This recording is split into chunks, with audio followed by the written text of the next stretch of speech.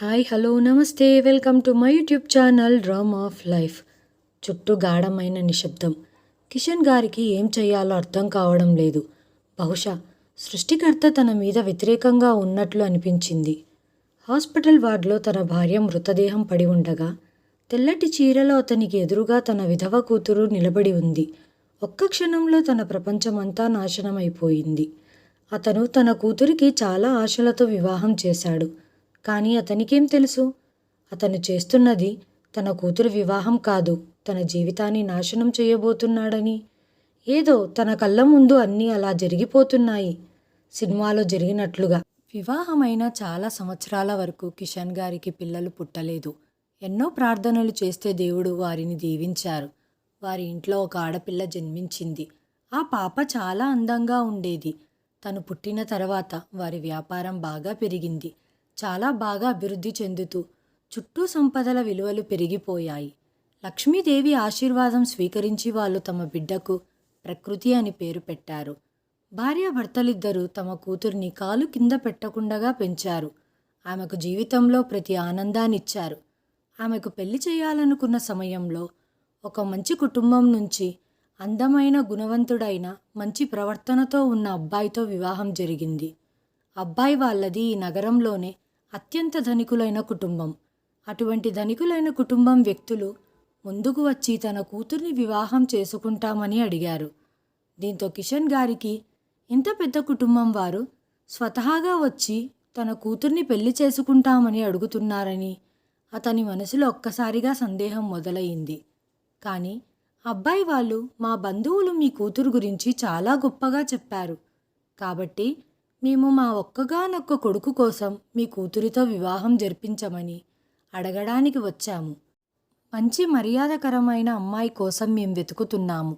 దాంతో కిషన్ గారు వాళ్ళ అమ్మాయికి వివాహం చేసి తన అత్తారింటికి పంపించారు. తమ కూతురు ఇంత పెద్ద కుటుంబానికి కోడలైనందుకు కిషన్ మరియు ఆయన భార్య దేవుడికి కృతజ్ఞతలు తెలిపారు. వివాహం చేసుకొని అత్తగారింటికి వెళ్ళిన ప్రకృతి, ఆమె అత్తమామలు తనను ఆచారాలతో ఆడంబరంగా స్వాగతించారు. పెళ్లి రోజు రాత్రి ప్రకృతి తన భర్త కృష్ణ కోసం ఎదురు చూస్తూ కూర్చుంది. కొంతసేపటి తర్వాత కృష్ణ రూంలోకి వచ్చాడు. కానీ అతని ముఖంలో ఒక విచిత్రమైన విచారము మరియు బాధ ఉన్నాయి.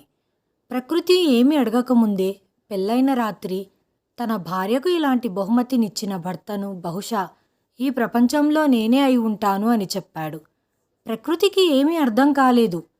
కళ్ళు పైకెత్తి కృష్ణ వైపు ప్రశ్నార్థకంగా చూసింది.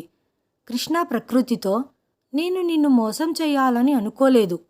నా తల్లిదండ్రులు మీ అందరినీ చాలా మోసం చేశారు. నాకు ఊపిరితిత్తుల క్యాన్సర్ ఉంది. అది కూడా 4th స్టేజ్లో ఉంది.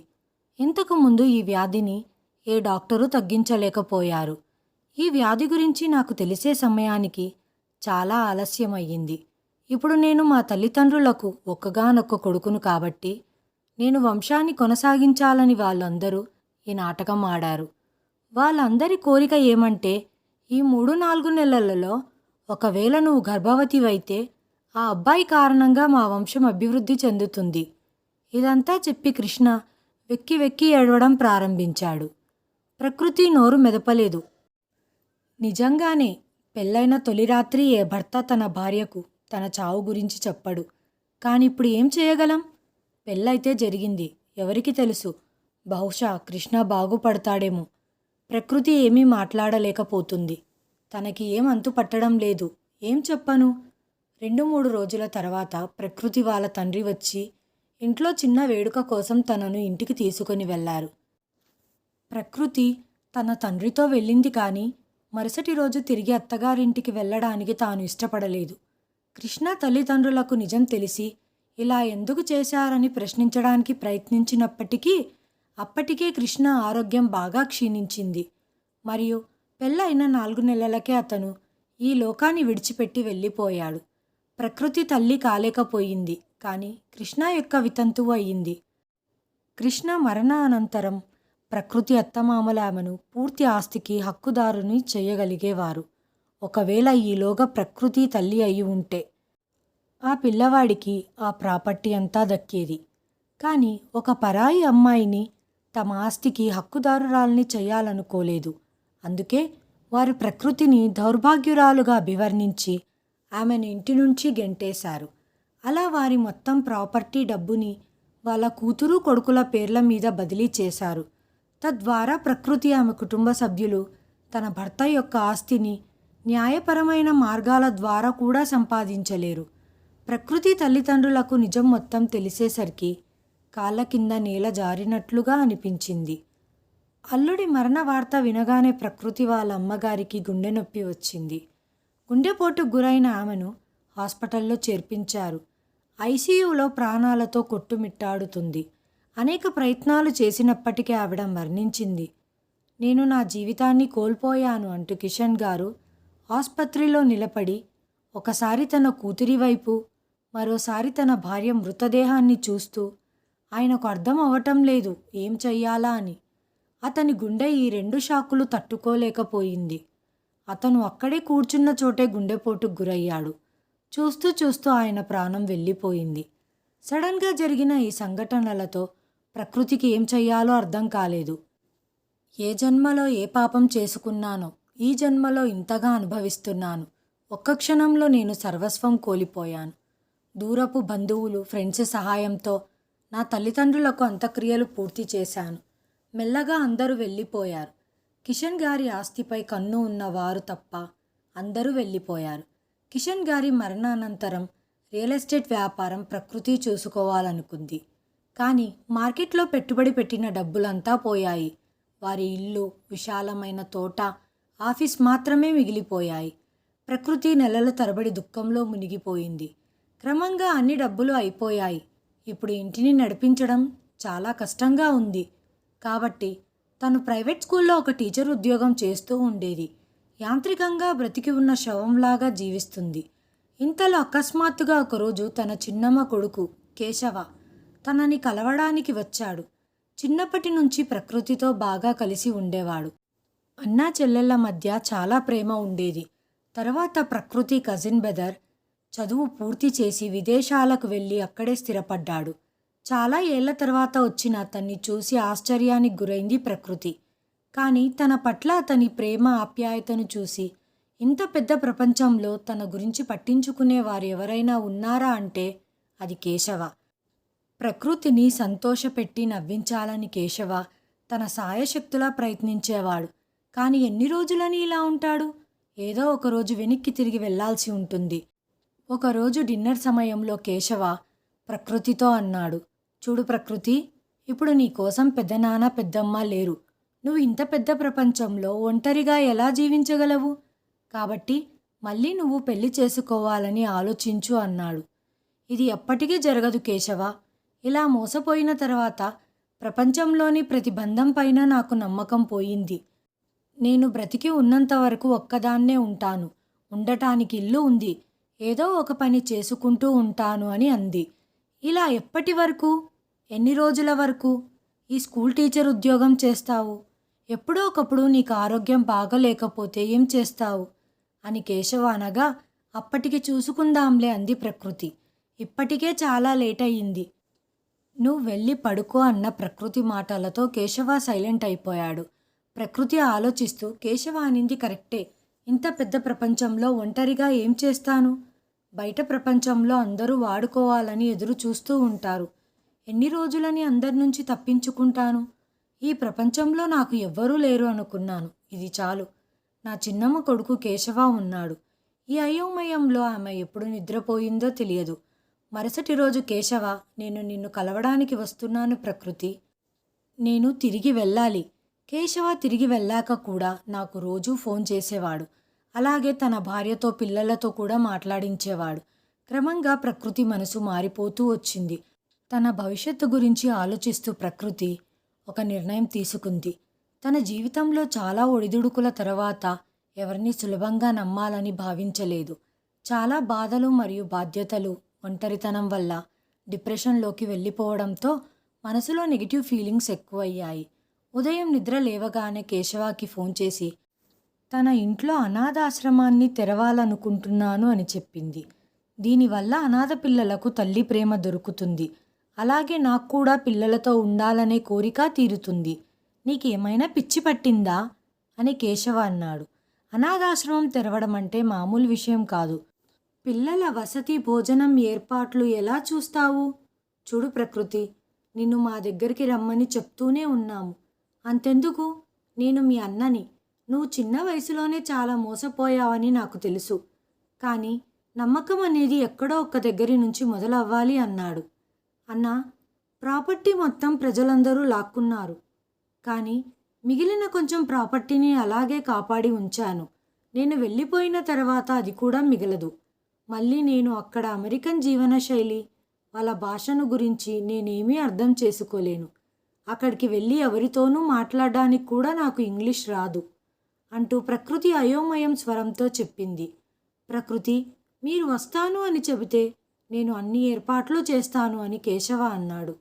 మరియు కొన్ని రోజుల తర్వాత కేశవ ఇండియాకు తిరిగి వచ్చాడు. అతను ప్రకృతి తండ్రి పాత స్టాఫ్ సీనయ్యను పిలిచి ఇల్లు, స్థలం మరియు ఆఫీస్ బాధ్యతలు అతనికి అప్పజెప్పాడు. పేపర్పై రాతపూర్వకమైన డాక్యుమెంట్లతో ఫార్మల్ అగ్రిమెంట్ ఇచ్చి ఆపై ప్రకృతితో కలిసి అమెరికా వెళ్ళిపోయాడు. విమానం కిటికీలో నుంచి చూస్తుంటే వేరే ప్రపంచంలోకి ప్రయాణిస్తున్నట్లుగా అనిపించింది ప్రకృతికి. కేశవతో పాటు అమెరికాలోని తన అన్న ఇంటికి చేరుకుంది. కేశవ భార్య తనని హృదయపూర్వకంగా స్వాగతించింది. కేశవకి 2 చిన్నపిల్లలు ఉన్నారు. ఇద్దరు చాలా అందంగా ఉన్నారు. వారిని చూడగానే ప్రకృతి తన గుండెలకు హత్తుకోవాలని తన 2 చేతులతో పిల్లల దగ్గరికి వెళ్ళింది. అంతలోనే చేతులు పిల్లలకు దూరంగా జరుపుతూ, కేశవ భార్య మాధవికి ఇష్టం ఉందో లేదో ఎవరికి తెలుసు? ఇది గమనించిన కేశవ, ఎందుకలా ఆగిపోయావు? వెళ్ళి వారిని కౌగిలించుకో. ఇప్పుడు వీళ్ళు నీ పిల్లలు, నువ్వు వాళ్ళ అత్తవి అని మాధవి నవ్వుతూ అంది. 2-4 రోజులు చాలా ఆనందంగా గడిచాయి. ఒకరోజు ఉదయం పిల్లల్ని చూసుకునే ఆయాలు ఉద్యోగం మానేశారు. ఇప్పుడు నేను పిల్లల్ని చూసుకోవాలా లేదా నా జాబ్ చేసుకోవాలా అని మాధవి ఆందోళనగా చెప్పడం విన్న కేశవ, మాధవి, ఇప్పుడు నువ్వు ఉద్యోగం ఎలా మానేస్తావు? ఇప్పుడు మన ఇంటి లోన్ చెల్లించాల్సి ఉంది. మరియు మన పిల్లల చదువు కూడా పూర్తవ్వలేదు. నా ఒక్కడి జీతంతో ఇన్ని ఎలాగ పూర్తవుతాయి అని కేశవ కంగారుగా అన్నాడు. ఇదంతా చూస్తూ వింటున్న ప్రకృతి ముందుకొచ్చి, కేశవతో ఎందుకు చింతిస్తున్నావన్నా? నేను రోజంతా ఇంట్లో ఖాళీగా ఉంటాను, పిల్లల్ని చూసుకుంటానులే. మాధవి ఉద్యోగం వదిలేయాల్సిన పని లేదు అనడంతో మాధవి ముందుకు వచ్చి ప్రకృతిని కౌగిలించుకొని, నా పెద్ద సమస్యను నువ్వు పరిష్కరించావు. ఈరోజు నువ్వు లేకుంటే ఏమై ఉండేదో అని ఆలోచిస్తున్నాను అని మాధవి అంది. వదినా, నేనున్నాను కదా, మీరెందుకు కంగారు పడటం? ఆ రోజు తర్వాత నుంచి 2 పిల్లల బాధ్యతను ప్రకృతిపైనే పడింది. పిల్లలకు స్నానం చేయించి టిఫిన్ తినిపించి నిద్రపుచ్చే బాధ్యతను ఆనందంగా తీసుకుంది. మాధవి కేశవ ఆఫీస్ నుంచి రావడం ఆలస్యం అయ్యేసరికి భోజనం కూడా తయారు చేసేది.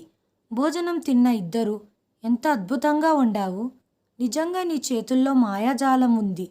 మనం ఇలాంటి ఆహారం తిని ఎన్ని సంవత్సరాలయ్యింది? అలాంటి ఆహారం తిన్న తర్వాత మాధవి చాలా ఉద్వేగభరితమైన స్వరంతో చెప్పింది. వదినా, నీకు నచ్చడం నాకు చాలా సంతోషం కలిగించే విషయం.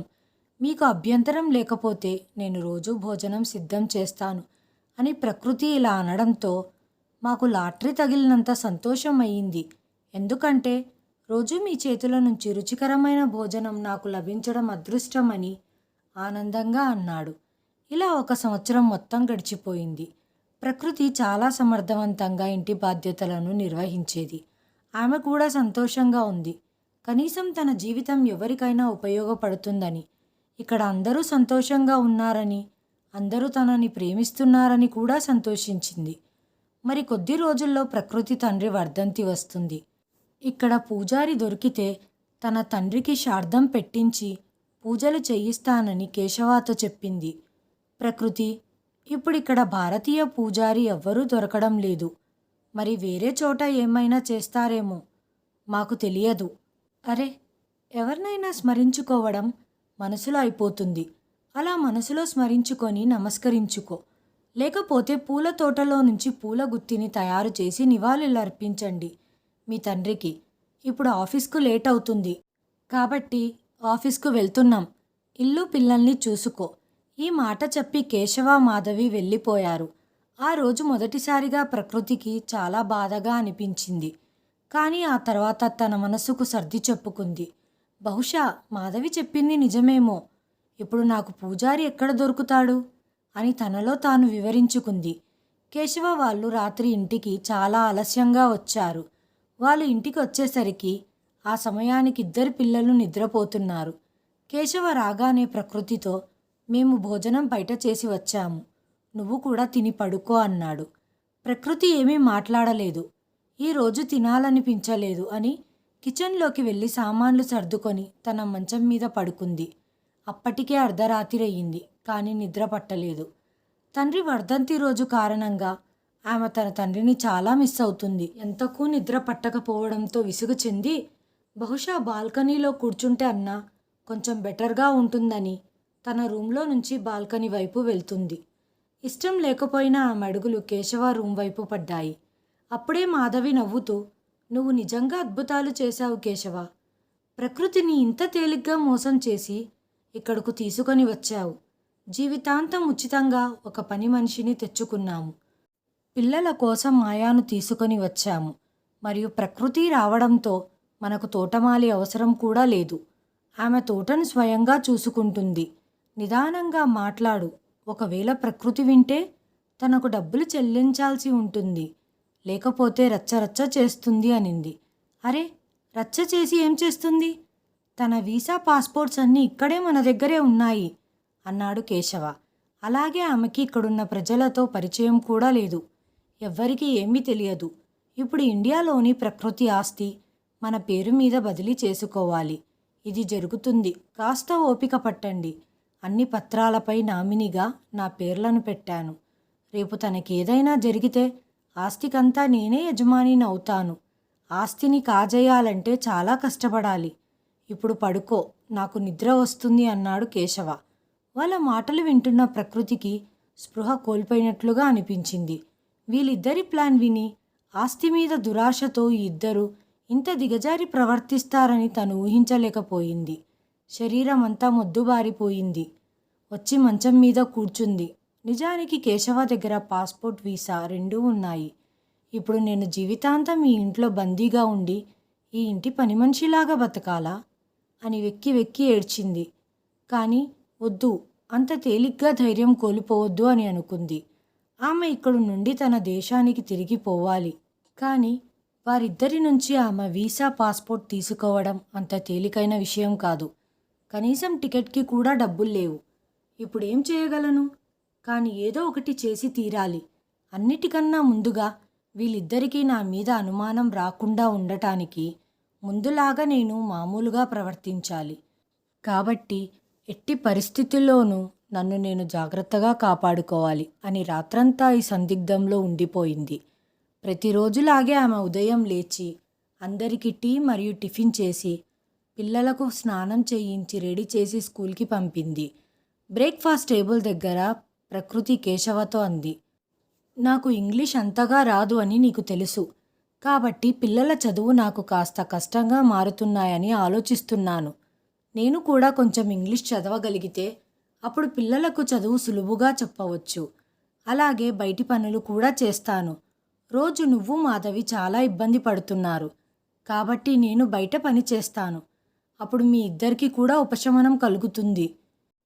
ఎందుకో మాధవి, కేశవ కళ్ళతో ఒకరినొకరు చూసుకొని నవ్వుతూ, అవును అవును ప్రకృతి, నీకు కావాలంటే నేను 1 గంట శిక్షణ ఇప్పించగలను.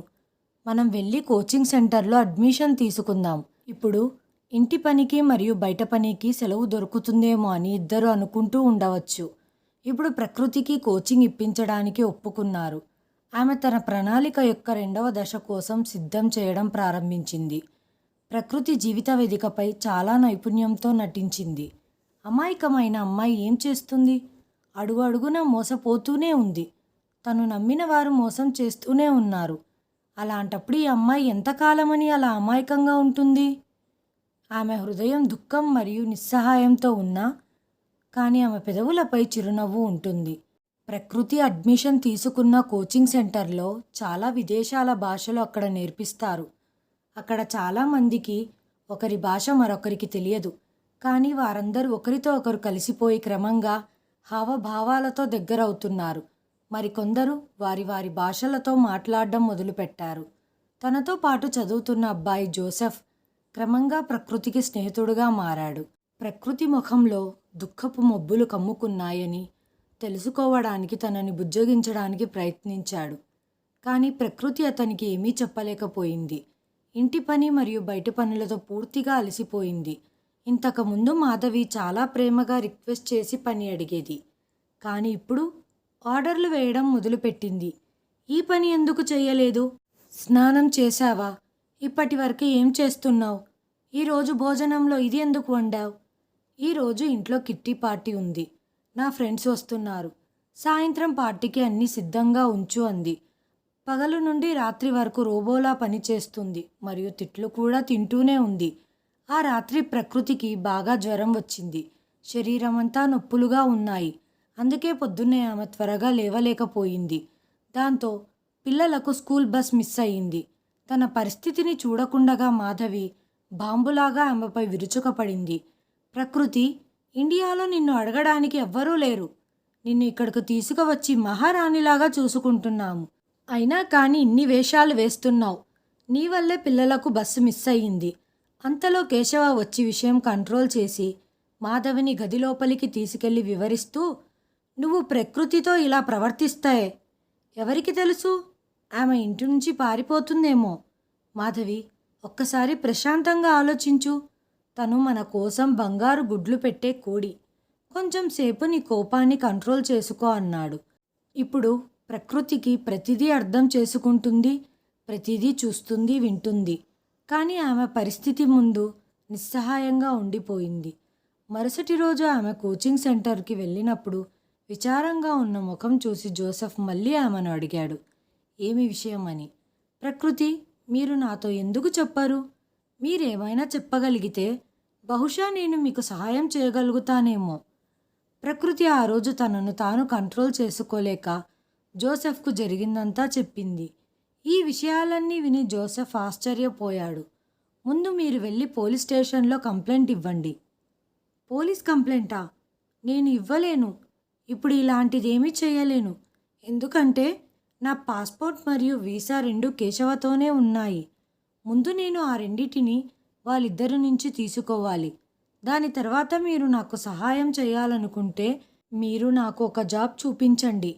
నేను ఆ ఇల్లు వదిలి వెళ్ళిన తర్వాత వేరే చోట పని చేసుకొని బ్రతుకుతానని చెబుతూ తన ఆలోచనలలో మునిగిపోయింది. అతడు సరే అని, ఇక్కడ నాకు చాలామంది పరిచయస్తులు ఉన్నారు. నేను మీ జాబ్ కోసం ప్రయత్నిస్తాను. అప్పటి వరకు మీరు అక్కడే ఉండండి అన్నాడు. నేను ఇంటికి తిరిగి వచ్చేసరికి కేశవ ఇంట్లోనే ఉన్నాడు. ఉదయం మాధవి ప్రవర్తనకు తను సారీ చెప్పి ప్రకృతికి కాఫీ పెట్టి తీసుకొని వచ్చాడు. కొన్ని రోజుల తర్వాత ప్రకృతి కేశవతో, కేశవ, నేను ఇక్కడికి వచ్చి ఈ రోజుకి 1.5 సంవత్సరం అయ్యింది.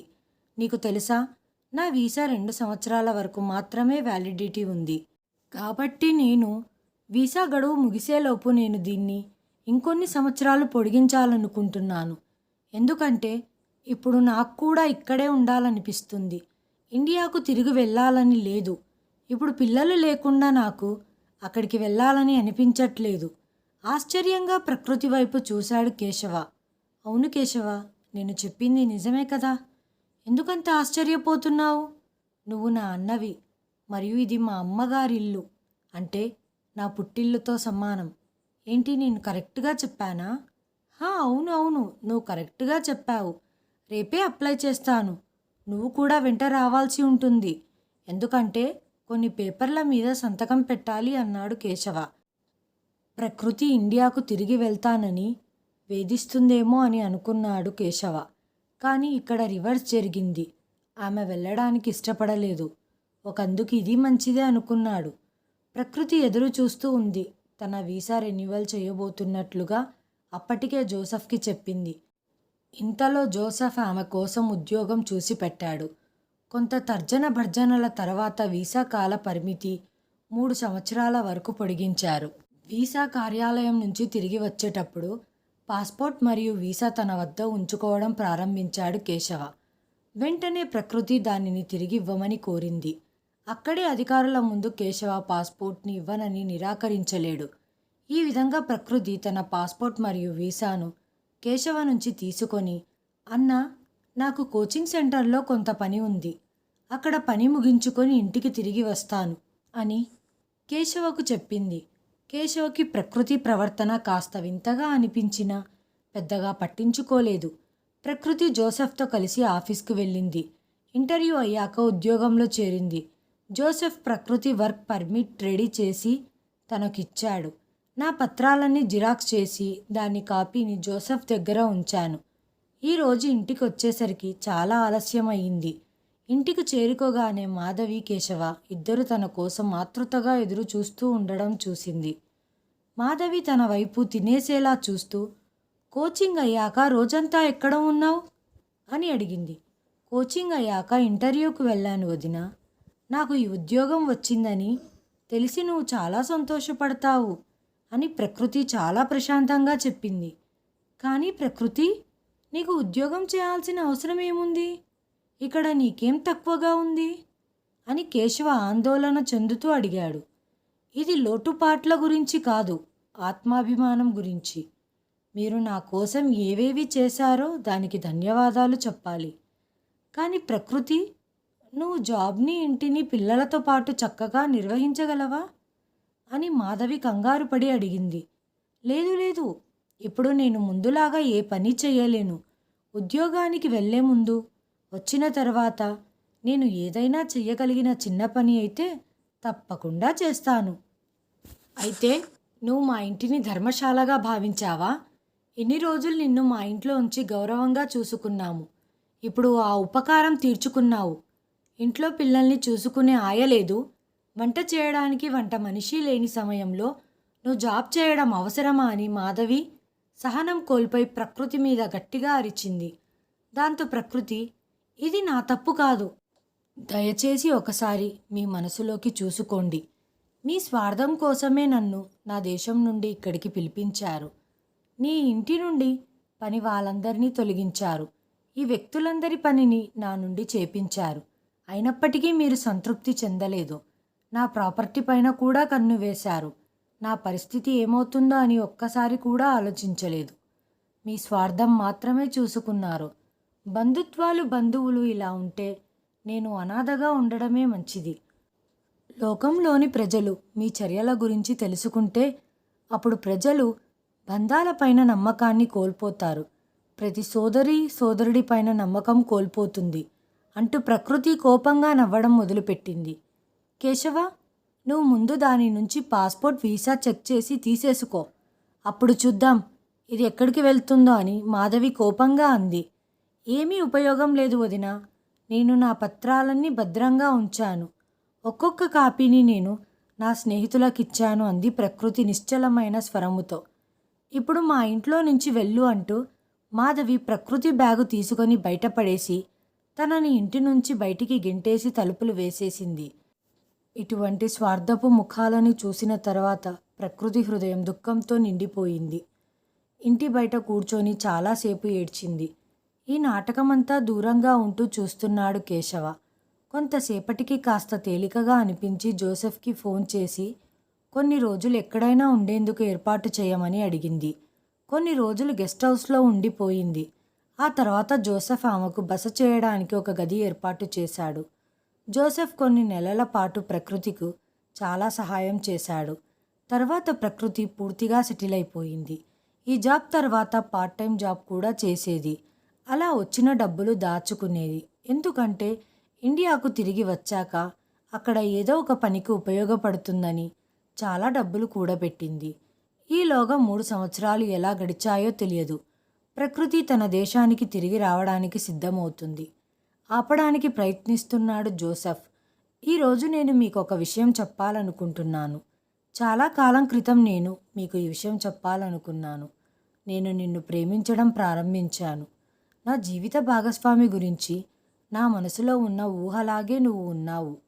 నేను నిన్ను పెళ్లి చేసుకోవాలనుకుంటున్నాను అంటూ చెబుతూ అతని కళ్ళల్లో నీరు నిండిపోయాయి. జోసెఫ్, నీకు నా గతం తెలియదు. నాకు ముందే పెళ్ళయింది. నా భర్త ఈ లోకంలో లేడు అంది. చాలా రకాలైన వ్యక్తులను చూసిన తర్వాత, సంబంధాల యొక్క వాస్తవికతను తెలుసుకున్న తర్వాత నాకు ఎవరితో ఉండాలని కోరిక లేదు. కానీ ప్రకృతి, నేను ఎన్ని రోజులైనా మీకోసం వేచి ఉంటాను. నేను నిన్ను నిజంగా ప్రేమిస్తున్నాను. ప్రకృతి చేతిని తన చేతితో పట్టుకొని జోసెఫ్ బాధతో అన్నాడు. చివరిగా ప్రకృతి తన స్వదేశానికి చేరుకుంది. ఆమె వచ్చిన వెంటనే సీనయ్యను కలుసుకుంది. ఇల్లు మొత్తం శుభ్రం చేసి తను ఆఫీస్కు వెళ్ళింది. దివంగత కిషన్ అనాథ గృహం మరియు వృద్ధాశ్రమం అనే బోర్డును తన కార్యాలయం వెలుపల ఉంచారు. తన ఇంట్లో ఒక భాగాన్ని వృద్ధాశ్రమం కోసం మరియు ఇంకో భాగాన్ని చిన్నపిల్లల కోసం సిద్ధం చేశారు. క్రమంగా చాలామంది వృద్ధులు మరియు అనాథ పిల్లలు రావడం ప్రారంభించారు. వారిలో తమను తాము పోషించుకోగల మరియు సంరక్షణ మాత్రమే అవసరమయ్యే వృద్ధులు ఉన్నారు. పని చేయగలిగే వారికి వారి సామర్థ్యాల ప్రకారం పని ఇవ్వబడింది. ప్రకృతి తన నగరంలో నిరుద్యోగ అబ్బాయిలు మరియు బాలికలను కుటీర పరిశ్రమలలో పనికి నియమించారు. అక్కడ వివిధ రకాలైన పచ్చళ్ళు, పప్పులు, వడియాలు మరియు అనేక ఇతర పదార్థాలను తయారు చేసి మార్కెట్కు పంపిణీ చేయడం ప్రారంభించారు. క్రమంగా ప్రతి ఒక్కరి కష్టానికి ఫలితం లభించాయి. వారందరి పని బాగా జరిగింది. ప్రకృతి పిల్లలను ప్రభుత్వ పాఠశాలలో చేర్పించింది. ఆశ్రమ పెద్దలు ఆశ్రమంలో బోధించేవారు. వృద్ధాశ్రమం పిల్లల ఆశ్రమం కలిసి ఉండటం వల్ల పెద్దలకు పిల్లలకు పెద్దల సాంగత్యం లభించేది. కాబట్టి అందరికీ ప్రేమ మరియు సంరక్షణ అందించబడింది. వాతావరణం ఇంటిలాగా ఉంది. కాలక్రమేణా ప్రకృతి చాలా ఫేమస్ అయిపోయారు మరియు అందరూ ఆమెను చాలా గౌరవించడం ప్రారంభించారు. మరొకసారి దివంగత కిషన్ గారి పేరును చాలా గౌరవం తీసుకొని వచ్చారు. అలాగే కొన్ని సంవత్సరాలు గడిచాయి. ప్రకృతి తన పనిలో మునిగిపోయింది. ఆమెకు టైం తెలియకుండా పోయింది. ఒకరోజు హఠాత్తుగా ఆఫీస్ బాయ్ వచ్చి, అమ్మా, మిమ్మల్ని కలవడానికి ఎవరో వచ్చారని చెప్పారు. వచ్చిన వ్యక్తిని చూసి ప్రకృతి ఆశ్చర్యపోయింది. మీరు నన్ను గుర్తుపట్టారా లేదా? నన్ను మరిచిపోయారా అన్నాడు. ప్రకృతి చెవులకు తెలిసిన గొంతు. అది మరెవరో కాదు, జోసెఫ్. నేను నిన్నెలా మరిచిపోతాను? నీ వల్లే నేను ఆ పంజరం నుండి విముక్తి పొందాను. నువ్వు నాకు జీవించడానికి దారి చూపించావు. దాంతో జోసెఫ్ ప్రకృతితో, నేను మీకోసం ఏమి తెచ్చానో చూడు. నీ కష్టాలు తీరిపోతే నువ్వు తప్పకుండా అంగీకరిస్తానని చెప్పావు అంటూ జోసెఫ్ తన అరిచేతిని విప్పాడు. అతని చేతిలో ఒక సింధూరం బాక్స్ ఉంది. అది చూసి ప్రకృతి ఆశ్చర్యపోయింది. ఇన్ని సంవత్సరాలుగా నువ్వు నా కోసమే ఎదురు చూస్తున్నావు. కాబట్టి నువ్వు నిజంగా నన్ను ప్రేమిస్తున్నావని నేను నమ్ముతున్నాను. అందరూ ఏమనుకుంటారంటూ అయోమయంగా చెప్పింది. ఈ లోకంలో మగవాడు ఎప్పుడు కావాలంటే అప్పుడు కొత్త జీవితం స్టార్ట్ చేయవచ్చు. కానీ ఆడవాళ్లకు మాత్రం వసంతం ఒక్కసారి మాత్రమే వస్తుంది. దాంతో జోసెఫ్, మీ జీవితంలో కూడా వసంతం వస్తుంది. నేను దానిని నాతో తీసుకొని వస్తాను. ఇలా చెబుతూ జోసెఫ్ ప్రకృతి యొక్క పాపిటిలో సింధూరం పెట్టాడు. ప్రకృతి కళ్ళల్లో నీళ్లు వచ్చాయి. ఆమె జోసెఫ్ను కౌగిలించుకుంది. ప్రకృతి ఆస్తినంతా తన పేరు మీదికి బదిలీ చేయించుకొని నామినీ నుంచి కేశవ పేరు తొలగించేసింది. అలాగే వారి మీద పోలీస్ కంప్లైంట్ కూడా ఇచ్చింది అని తన లాయర్ నుంచి కాల్ వచ్చిందని కేశవ ఆవేదన వ్యక్తం చేశాడు.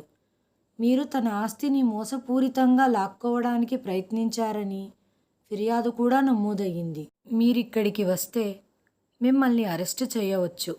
లాయర్ మాటలు విని కేశవ మరియు అతని భార్య చలించిపోయారు. ఇప్పుడు చాలా కష్టాల తర్వాత ప్రకృతి జీవితంలో కొత్త ఆనందం తట్టింది మరియు ఆమె జీవితంలో వసంతం జోసెఫ్ రూపంలో తనకు తిరిగి వచ్చింది.